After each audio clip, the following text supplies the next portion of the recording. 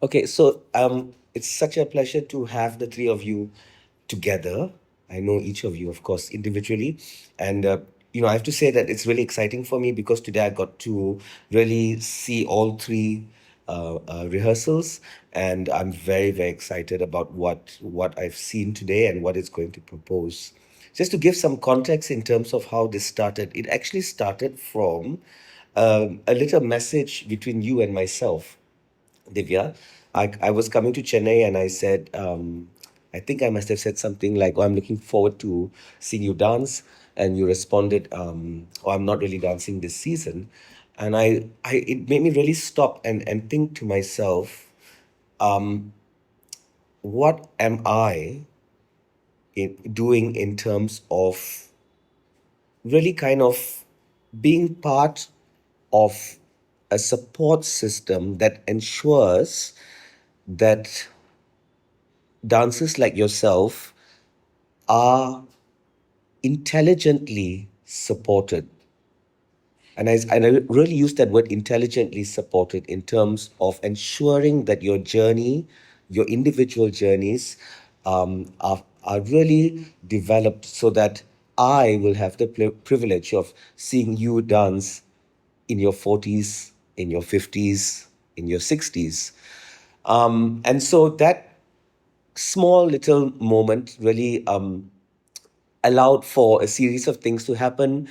Again, to give some context, I spoke to my Meenakshi, who all of you know, and we immediately had a call with Akila, who was just actually coincidentally said to me that she was going to call me, that there was this initiative that was happening with Kanakavali, and it was a great opportunity for us to really work together and see how we could develop something small, because I do think it's about doing something small every time. And the more each of us take some responsibility in terms of doing something small, it builds a collective community that starts to build an ecosystem. So that's really where this all started from. And when discussing with Akila, I said, Akila, when I think to of my own journey, the one thing that has been such a privilege I realize now is that I was given so much time, because time is crucial. And I said, we are consistently trying to urge, seduce dancers, younger dancers, to build a voice, to have a voice, to start saying with something about their form. But we're not giving them time with their form, right? And I spent many, many years having the privilege of first only dancing the works of Adyake Lakshman for years before I even started to have a voice in terms of how I wanted to articulate a Varnam, right? So I said to Akila, why don't we just have an evening of Varnams, right? Today, most dancers are given a time span of 75 minutes at the most.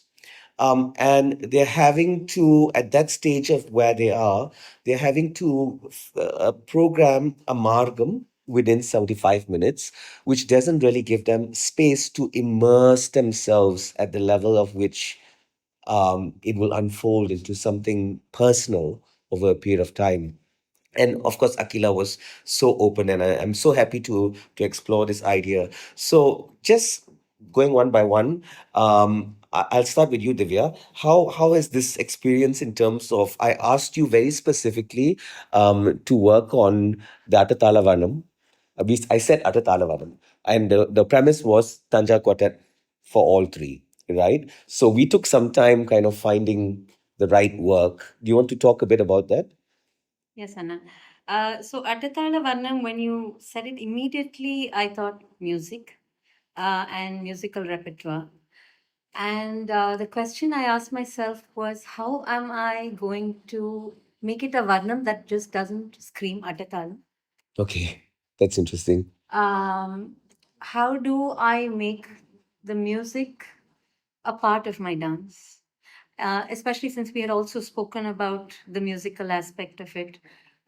So these were things that it was daunting, to be honest. Because I think as dancers, we tend to gravitate towards an Aditala Varnam or a Rupaka. Varnam, and usually we don't go looking for an Atatala Varnam. Yeah, sure. Unless we're really inspired by the Sahitya. Yeah. So in that sense, it was a little bit challenging, but I loved the process of working on it because I didn't think readily that I'd be able to.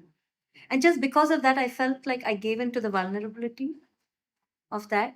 And that really helped me explore new avenues that I'm not usually used to when I work on a Varnam. So that was my experience. I mean, very quickly, I have to say the thing that surprises me immediately is for you to say that you really had to really navigate this concept of Varnam and music because you are such a musician in your own right. So for me, that's an interesting question to have coming from you. Why do you think that was proposed? Um, I think when we think of dance, at least for me, whenever I work on a composition, the music inspires me, it leads me. Yeah. But I don't restrict myself the way we did right now. And I wouldn't call it a restriction, but I don't specialize Right. in, picking an Atatala Varnam in this case. Yeah.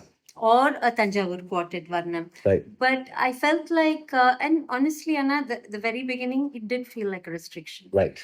But I know very well now it was just my ignorance to think of it as a restriction. It became this beautiful area that you had given me to explore something new that honestly I feel like I wouldn't have on my own. Was it something new, or do you think it's something that actually is very inside you? That's something I realized later Yeah. on, that it was something very inside me. So this is why I said that in the beginning, the first thing I thought of was, how am I not going to make it look like an Ratatala Varnam? But in hindsight, I realized that I never really tried to not make it look like an Ratatala Varnam. It ended up just being a Varnam. Right. Beautiful. Mm. So in that sense, I was surprised at what the process revealed to me. I mean, you've just said something that I am a huge believer in, which is what the process revealed to me. Because I think so much is done today when we are kind of composing, choreographing, or developing a work. We start off with an idea. I talk about this a lot, right? We start off with an idea, and usually that idea is proposed from an intellectual perspective, a concept, a theme, right? And what happens is, unfortunately, I feel that many times we end up spending all of the process trying to serve that intellectual idea or concept. So you never allow the work to propose something, to reveal something at the end of it, you know? And I think that is very beautiful when it comes to that. Yeah, absolutely. Because for you, so I was very specific with Pallavi, right? I think as a dancer, I think always that the most amazing experience you can have is the gift of um I always talk about is the gift of choices, right? And the ability to pick choices, artistic choices, comes from experience of, I think, having a moment where you are a vessel for different artistic lenses, right? A different kind of voices, and obviously, as a Western dancer, which is more, I guess, in the norm. I've worked in my 20s a lot with contemporary choreographers, where you really are a body and you are serving the vision of a choreographer, right? And again, as I said, I think also in Bharatanatyam, having only danced Lakshman sir's pieces for so long, you're serving someone else, really, before you start to find your voice within it. So I was very aware with Pavi that because she's worked so intensely with me now, that there's almost a beautiful, very beautiful connection that in a way sometimes she'd be able to prescribe to what I'm thinking even before I've thought about it. Yeah, which is beautiful. But in that, I also realized the necessity for me to ensure that she also is given that experience of being in the unknown, Yeah. the unknown of structure. So what was that like? Having asked Lakshmanana to set very specifically, Swarajati, you're doing Husseini Swarajati. His entry point, I would assume, is quite opposite to me, although we have the same goal, I think. Yes, that's Yeah. very true, Anna. Exactly what you said. It is completely opposite. The way he approaches it is actually, for example, I think, mostly from what I've understood, you tell us to delve into an idea and really, really sort of bring that idea out and go into it deeply. And like you said, it reveals something, which was new to me at the time, actually, when I Sure. first came to you. And now I've got into that, I've got the idea of that, and I'm enjoying that. And this was another new thing again for me, completely opposite. Like you said, his clarity is similar to what the point is that he says in the end, the point comes across very clearly. But the stylistic approach is very different in how he sets it. So it's been very, very interesting and a very good learning because, like you said, I think I was also going into a comfort zone of, I kind of know what you're going to Yeah. maybe tell me to do. Sure. So I kind of do it naturally, and you're happy, and I'm happy, and everybody's happy. Yeah. But this is nice that he wasn't first. It was actually I was not doing what he wanted me to do because I'm not familiar with that style. So it was really first. It was like, yeah, oh my god, I felt very overwhelmed and a little bit like, oh my god, why am I not getting it? Usually I get things, it's not happening. And the way he shows it on his face is so clear, and the way he speaks the dialogue through just his eyes is so similar to you as well, actually, Anna, with just the eyes, which is something that I'm trying. So yeah, that is really a different approach, but very clear, very to the point, and a very good learning for me because again, like you say, sometimes we also overindulge and sometimes go. I feel like sometimes when you start going into the line, it goes off somewhere that maybe isn't It serving loses the its purpose. it It's loses the going into clarity. Sure. whatever I want to go into. Yeah. But again, the way he sets it is all he tells me. But why? I asked him, "Can I do this like this? Can I do it like this?"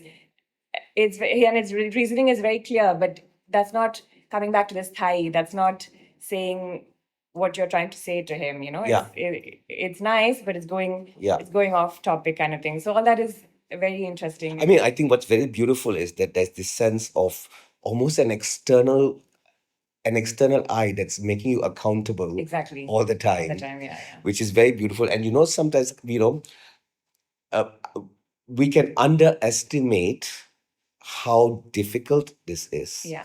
A simple thing like um, having spent 4 or 5 years with me, with a very particular physical approach, even to the Aramandi, Yeah.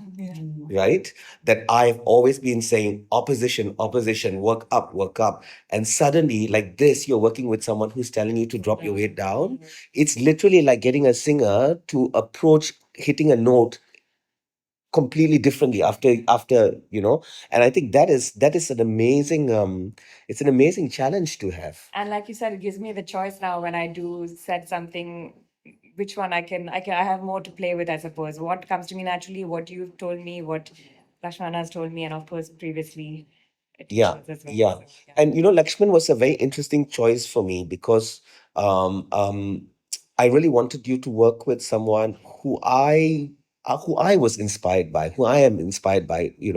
And he, as an artist, when I was growing up and studying, really at that time, there was a whole kind of thing about boys not doing any Shringara work, right? We were only supposed to do bhakti pieces, and there was a kind of staple of like Varnams that we were allowed to dance. Like Natukurenji Swami Nadame or Chalamela Varnam in Natukurenji, things like this. And to my absolute It was a blessing that I had a guru who was so open that this 14, 15, 16-year-old boy, he encouraged to do Tanja Quartet Vanams long before I had the capacity to even express what they demanded.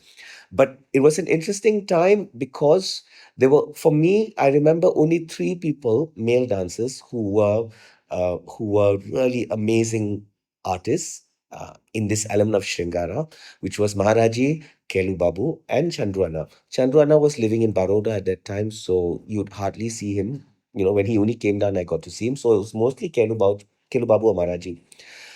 And it's an interesting thing because there was almost, for me as a young boy, a kind of thing where it seemed that if you were older, an older artist, there was a permission for you to explore this element of beauty, right? And I still remember walking into Bharatiya Vidya Bhavan on a rainy day, and I walked in and I saw A. Lakshman, and he was beautiful.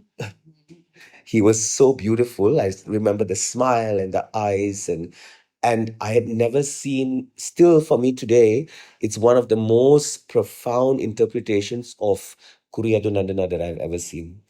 Right, that Shringaram and that element of being able to navigate deep, profound Shringara with um, the beauty of now in the body. He was so beautiful as well. And so for me, I think that was such a pivotal moment as a young dancer in seeing someone and being able to have some sense of um, conviction in wanting, to explore something very, very intensely. And of course, for me, it's a route that I went very deeply in. And after many years, then I walked into Narada Gana Sabha and I watched Preetham dance, uh, and I saw this element of Shringara again, this curiosity. That's what I would say. The curiosity for this particular conviction of what desire can propose to bhakti. So when we talked about it, and I said to you, I would like you to dance, and then we also went backwards and forwards about what you were going to dance. Yeah, and you want to talk about then why we settled on the todi. Actually, Anna, I remember that you told me previously what I worked on, and then you want me to delve deep more into Sringaram, but in a different, like from a different angle to it. Yes. So then I started looking because I was immediately I thought of, oh, I have this Varna, which is almost similar context, but then when you told me this, I started looking, and somehow this kind of ragams a little bit, I find it very interesting. So then I checked, then I got this Varnam and I read the Varnam. Like I went to the Sahityam and really felt very nice. I mean, and I felt that I want to speak. Like this is what I want to say. I want to speak. I want to tell this. So uh, I think then only I decided, oh, this is it now. But as you know that after that also we had some kind of Conversations backwards and forwards. but somehow I would say when I started, I was feeling a little bit because I worked on a Varnam which was like I was speaking to a king, like, and then to a god, it was a little bit difficult for me whether he is there present or not. Like I know the king is there, right, sitting there in front of me, but God, if he's there or not, I was always thinking like, how do I bring him or not bring him? Just talk like that. So that was I was deciding and thinking that what should I do? Shall I take this? And also, shall I take a Varnam which is like directly talking, or shall I have like a Sakhi like speaking? Yeah, sure. Because then I said no. Somehow I wanted to speak directly to him. So whatever it is, I wanted to speak to him directly. So then I thought this Varnam is going to be really something, some experience that I want to like, experience at this stage. What is it that I'm always curious to ask this of certain dancers? Because for me, you have Husseini, you have Shankarabharanam, and you have the Todi, and I'm a huge believer that this element of stai the Sthai Bhava, that what I keep saying, the temperature of the Shringara is really defined by the raga, right? The Husseini has a particular kind of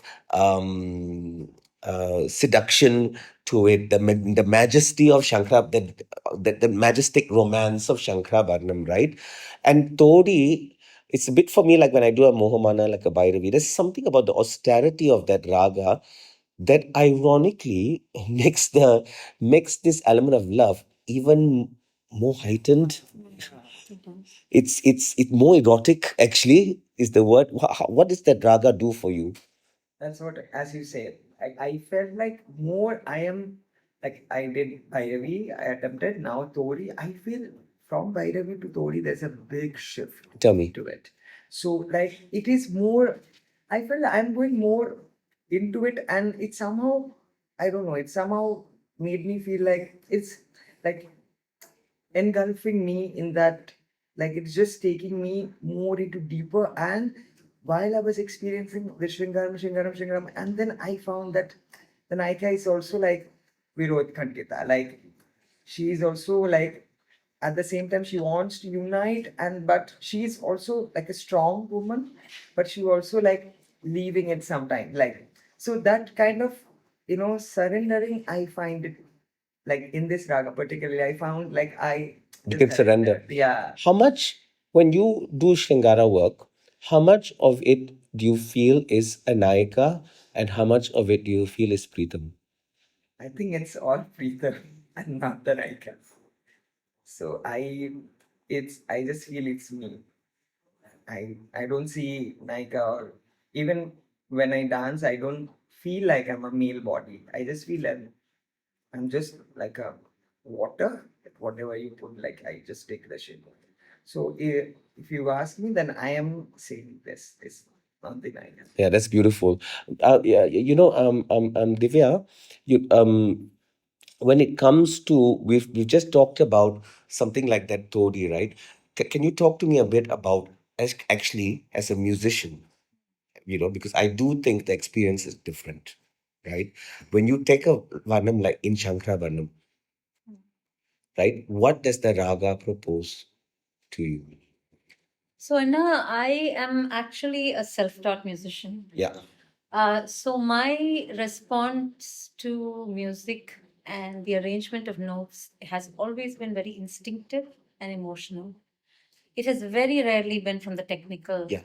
aspect of it, because of which there have been many instances where it has been helpful. Like when you said the Bhairavi and Atodi has that intense feel of Shringara, that Shankara Bharanam for me has the majesty of it, but it's also the kind of the kind of Shringara where for me, especially in this specific Varnam, the way the notes were arranged, it was almost like it was playful.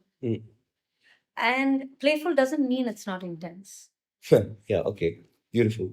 But it was never melancholy, never went as far as melancholy. And for me, Shringara has had that. I mean, I've never not been able to touch that note, to so to speak, with my style. Here, I felt like it didn't give me an opportunity to, but it wasn't lacking in that either. No.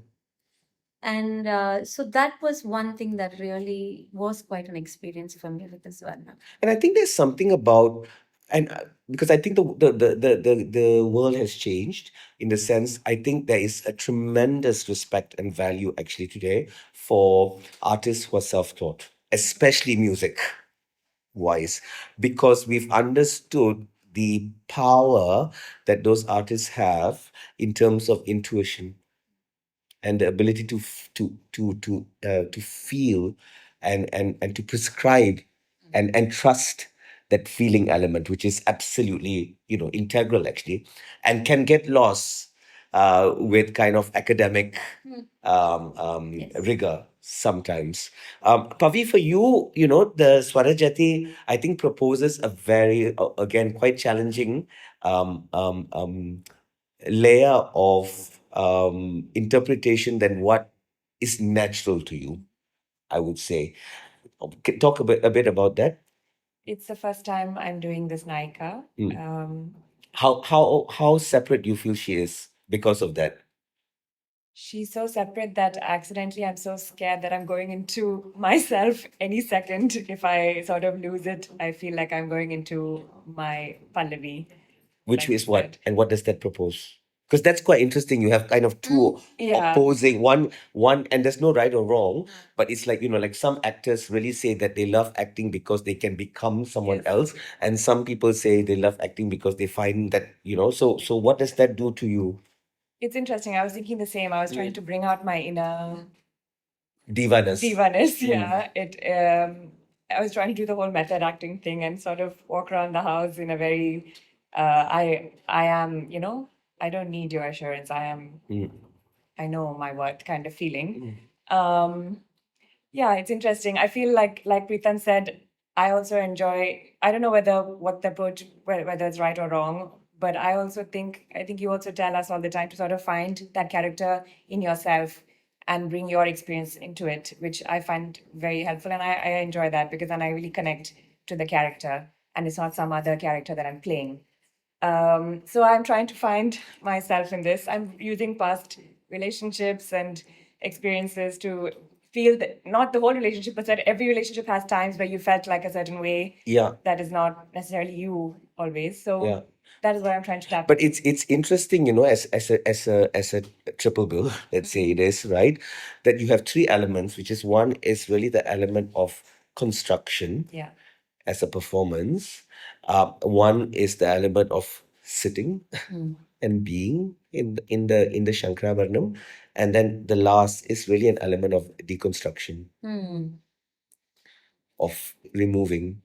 So and again, I think what for me is quite beautiful is that they all three propose an element or an entry point um, into how artistic interpretation can be explored, can be facilitated.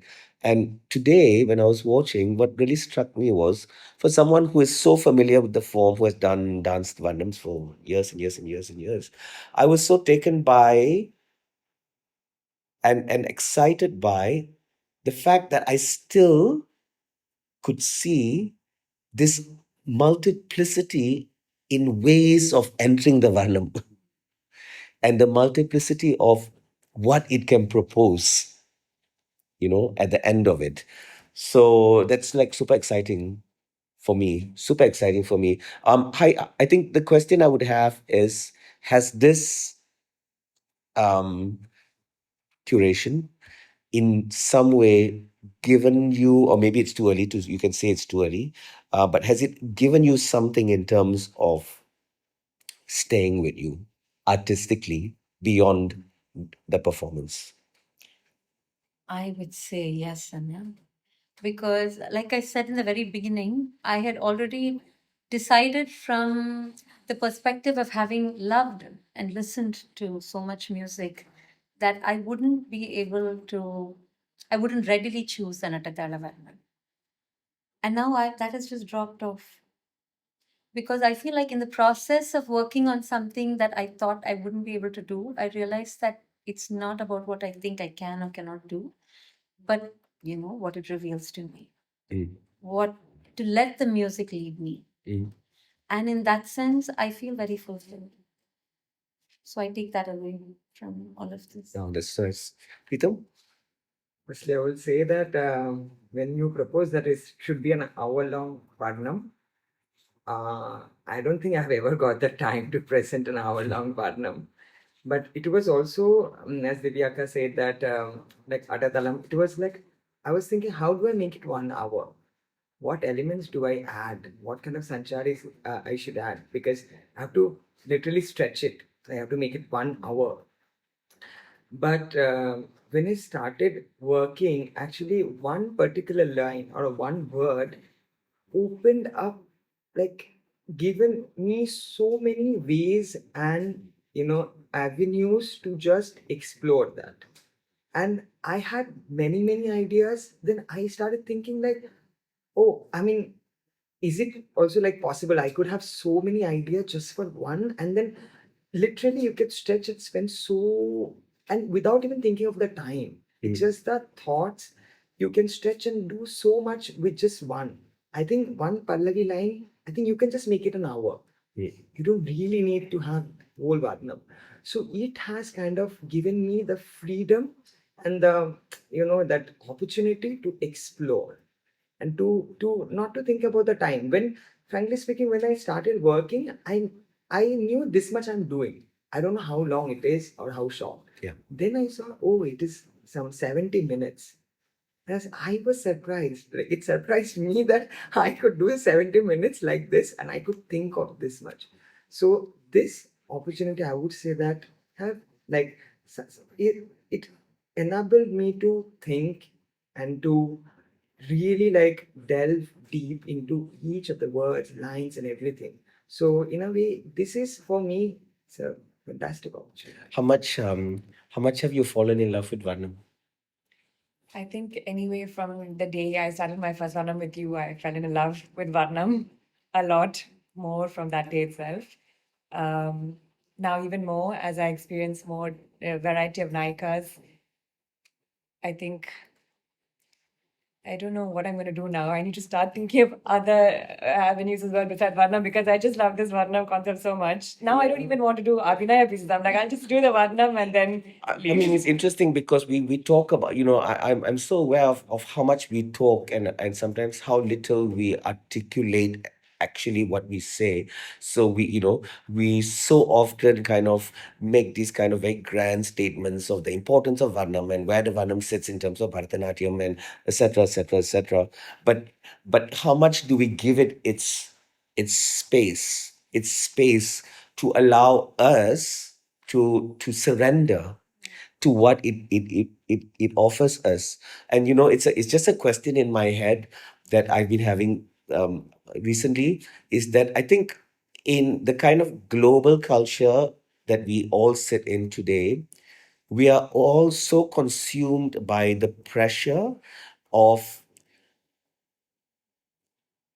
what can we do to ensure that mass audiences come and sit and watch our work. But more and more, I am uh, increasingly concerned by the question, at what cost? And sometimes, is it about us also having the conviction in our form to say it's not for everyone? It's not for everyone. That's why I many times I connect it to ritual performances, which is not about mass, it's about specific. There's a specificity in terms of time, there's a specificity in terms of immersion, because all of that then lands eventually to a space of, again, what we philosophically so easily talk about: bhakti, transcendence, moksha, but they all require time.